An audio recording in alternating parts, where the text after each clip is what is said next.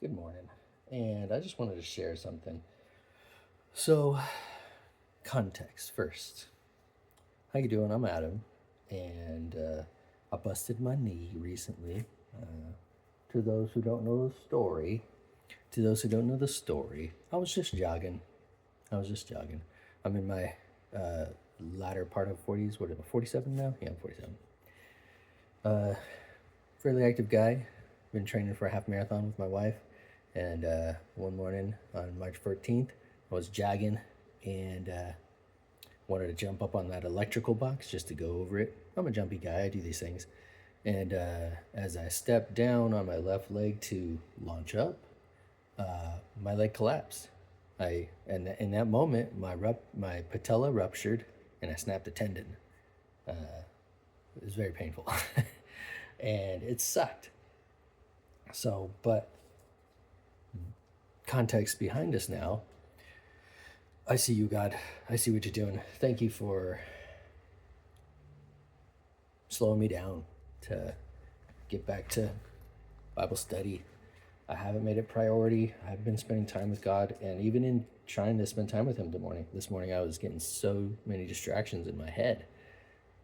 That's the that's the what is it?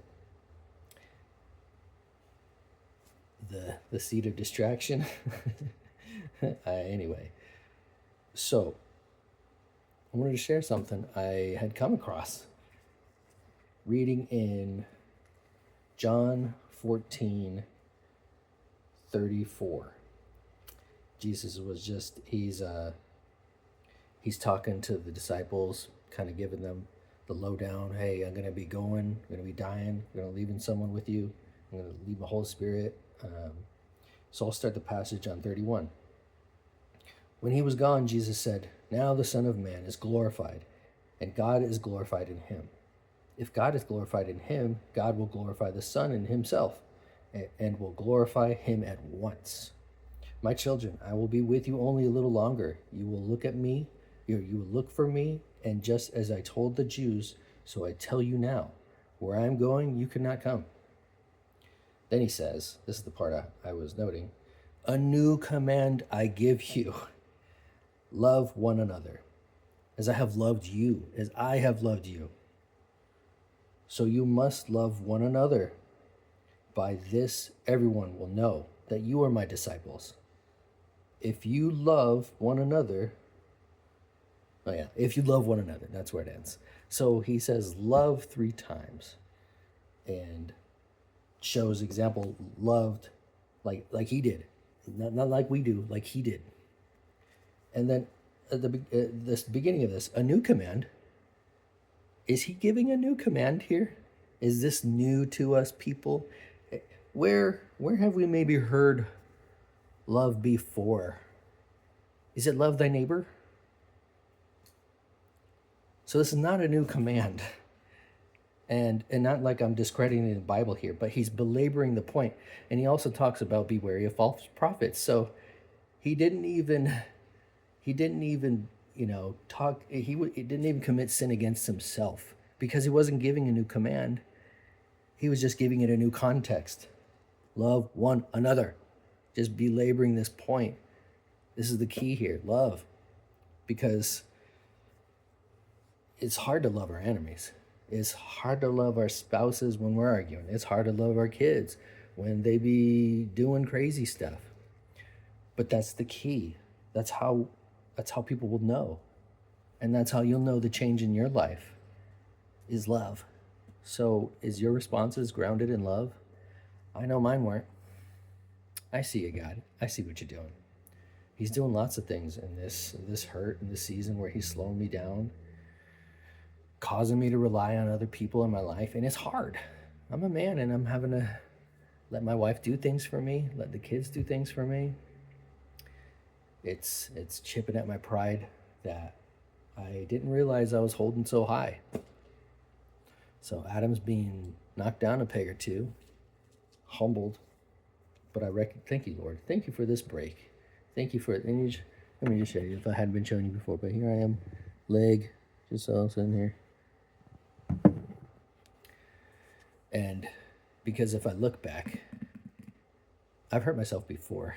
I've got a busted, let me see, you see the bump? Yeah, a little bumpy. I got a scar going along here. It's kind of faded. Yeah. But I've got a plate in my elbow from an incident where I fell off my bicycle. And in that time when I fell off my bike, I was praying. I was in some difficulty in life, and I was just trying to do good. I was just trying to do good by God. And here's the scenario: I was working at a restaurant, and I rode my bicycle to work back and forth. And I'd asked for a new position in the restaurant, and I said, so long as you don't schedule me on Wednesday nights and Sunday. I go to men's Bible study in the evening, and I do church on Sunday with the family. I could work in the afternoon. And they kept scheduling me on those times. Now, I want to honor my employer, and I want to honor my God.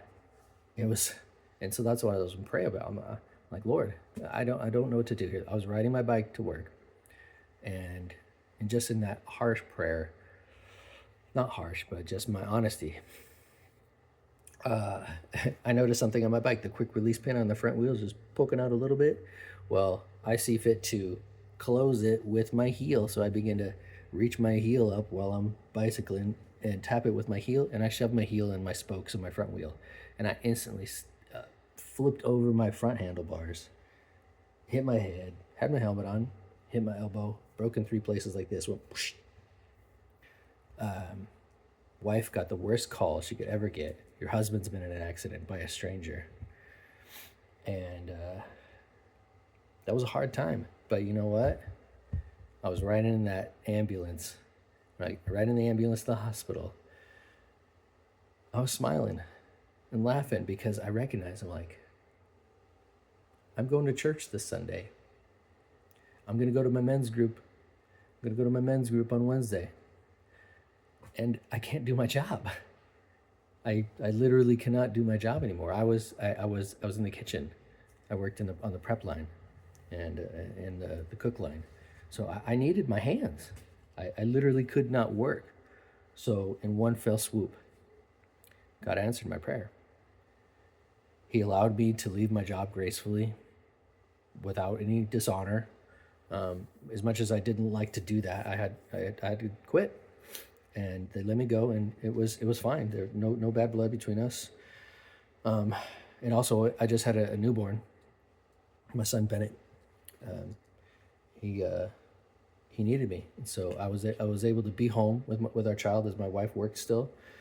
And then also, God was just doing so many things. He healed so many things. He brought me a new job that I could do from home. I was editing videos, so God blessed. He answered my prayer.